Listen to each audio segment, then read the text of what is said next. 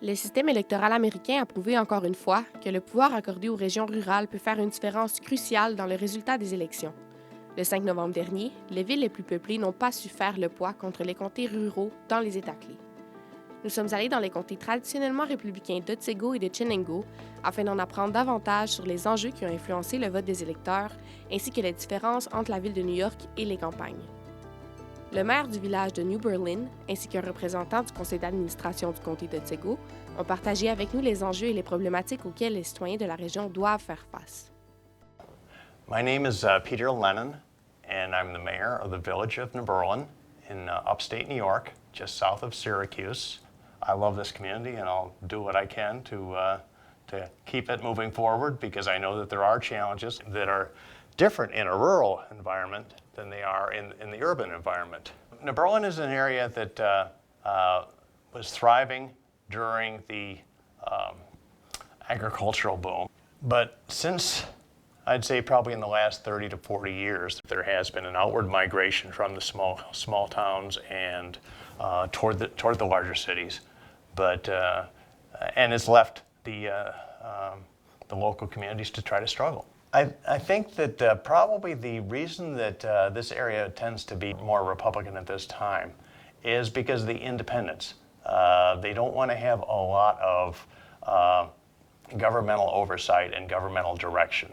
These are independent people who've built their own businesses and been successful on their own. They don't need to have someone telling them, this is how you do it, or these are the programs that you must take advantage of.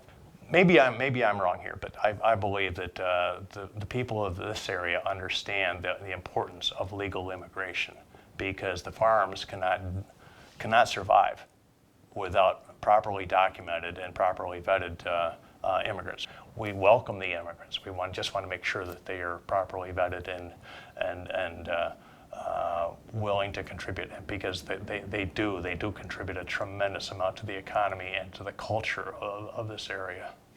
So my name is Dan Wilber, W-I-L-B-E-R, and I am a county board representative for District 10 in Otsego County, which comprises the towns of Edmonston, Burlington, Plainfield, and Exeter.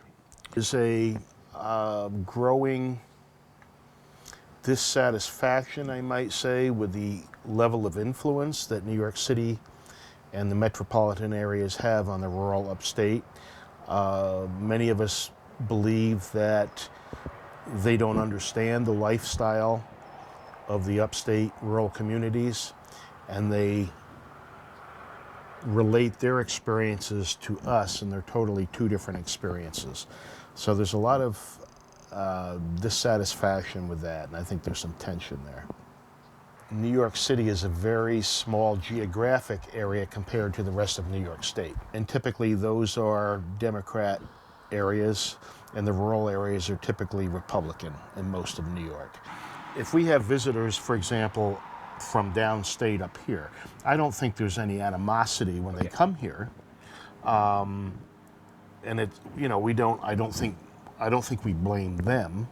I think we look more to the political leaders, that they put through agendas that there's favorable to downstate and not upstate, instead of being, you know, fair and equal, or recognizing the difference in culture and lifestyle. À la conférence « Regards croisés sur l'élection présidentielle américaine de 2024 », organisée par la Faculté des arts et des sciences de l'Université de Montréal, la journaliste Manon Globensky a présenté 3 enjeux décisifs ayant influencé le vote des Américains, dont le droit à l'avortement. Là, on est dans une campagne où l'avortement est une des 3 questions, l'économie, l'immigration, l'avortement, qui va amener les gens voter.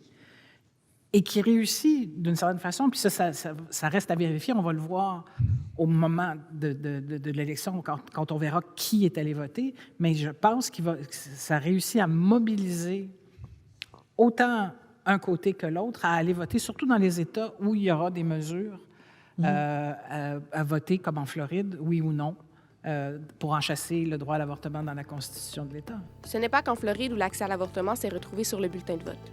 En effet, les New-Yorkais ont choisi d'intégrer à la Constitution de l'État l'amendement pour les droits égaux qui protège notamment l'accès à l'avortement. Dans la métropole, plusieurs idéologies différentes cohabitent. Sur la 5e avenue, nous avons intercepté un militant anti-Trump qui nous a partagé ses convictions.